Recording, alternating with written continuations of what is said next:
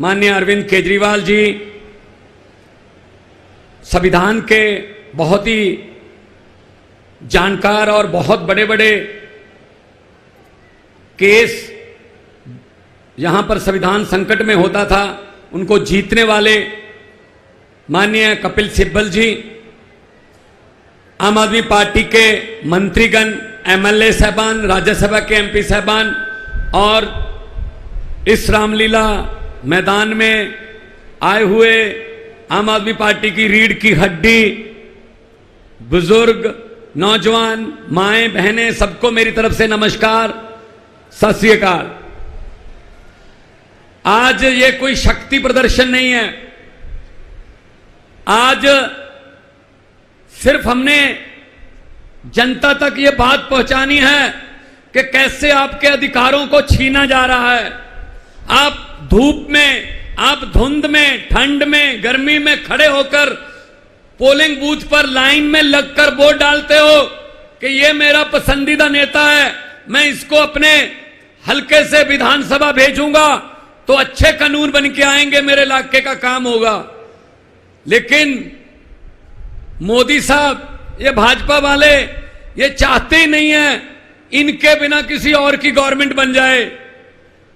अगर चुनाव से भाजपा की गवर्नमेंट किसी राज्य में नहीं बनती तो ये उपचुनाव से बना लेते हैं। उसके 25 खरीद लो, 30 खरीद लो, फिर दोबारा उपचुनाव करवा लो, बाई इलेक्शन करवा लो, फिर कह दो राज्यपाल को सुबह 4 बजे जगा लो, जी ओथ सेरेमनी है, एक बार मुख्यमंत्री को ओथ दिलवा दो, बाकी बाद में देख लेंगे। ये चल रहा है। बीजेपी, भारतीय जुगाड़ू पार्टी, ये जुगाड़ करते रहते हैं कोई ना कोई। तो उसी तरह से दिल्ली में सरकार है, आप लोगों ने वोट डाले, मुख्यमंत्री अरविंद केजरीवाल जी हैं, तो अगर वो काम ही नहीं कर पाएंगे, अगर वो अफसरों को ऑर्डर नहीं दे पाएंगे, अगर वो किसी भ्रष्ट अफसर की बदली नहीं कर पाएंगे, उनको सस्पेंड नहीं कर पाएंगे, तो सिस्टम कैसे चलेगा? तो सिस्टम कैसे चलेगा? ये कहते ही नहीं, हमारा ही बस अधिकार होगा। ये अकेला दिल्ली की 2 करोड़ जनता का सवाल नहीं है, देश की 140 करोड़ जनता का सवाल है। दिल्ली में हर प्रदेश का आदमी रहता है, यहां कर्नाटक से लोग भी रहते हैं, बंगाल से भी रहते हैं, पंजाबी भी रहते हैं, यूपी से भी रहते हैं, उत्तराखंड से, पूरे देश से दिल्ली में लोग बसते हैं। दिल्ली देश का दिल है।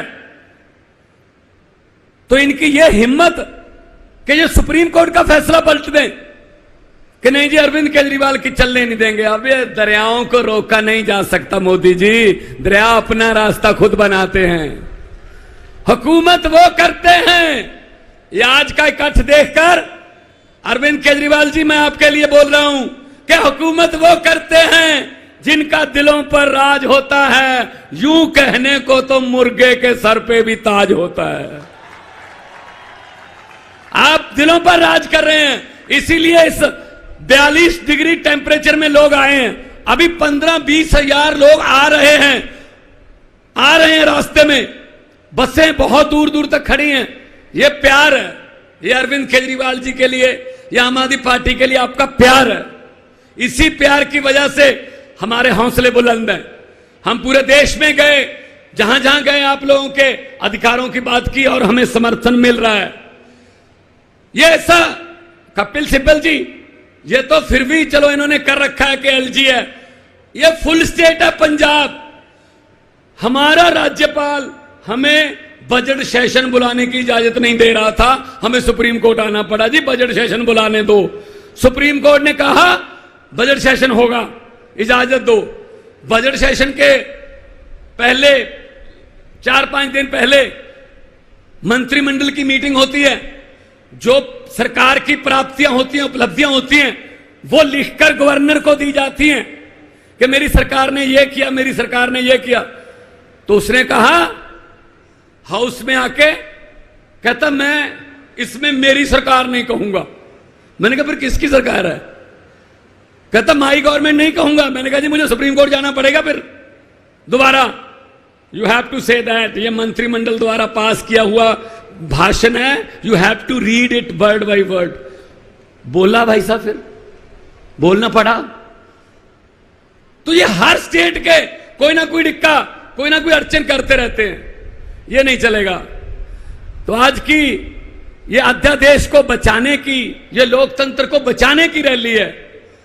कहने को तो हम biggest democracy of the world हैं, लेकिन है लोकतंत्र? कहीं पे लोकतंत्र बचा है? भाई साहब, जनता को इकट्ठा होना पड़ेगा। 140 करोड़ लोगों को इकट्ठे होके देश को बचाना पड़ेगा।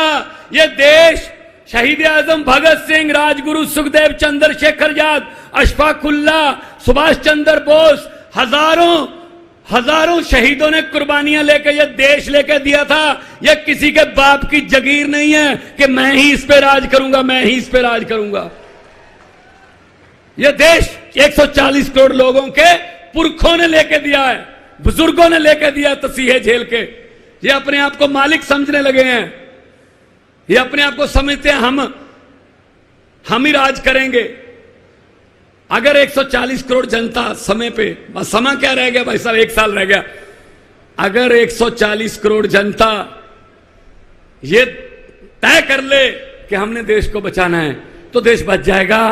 वरना ये मीडिया वाले खड़े हैं, दिखाना है दिखा दो, वरना चलो आने का शुक्रिया,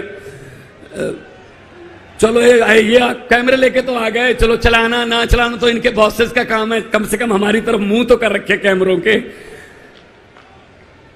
ये इतने अहंकारी हो गए हैं बीजेपी वाले।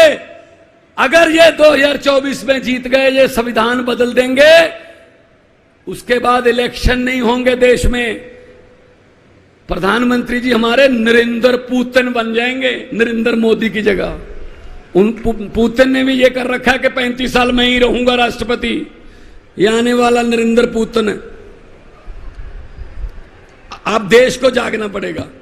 तो ये डराते हैं, अरे इसी मैदान से शुरू हुए थे, इसी ग्राउंड से शुरू हुए थे, जन्मभूमि है आम आदमी पार्टी की। ये हमें मजाक करते थे, अरविंद केजरीवाल जी को मजाक करते थे, सड़कों पर बैठकर कानून नहीं बनते, जीत कर आइए, जीत कर आइए।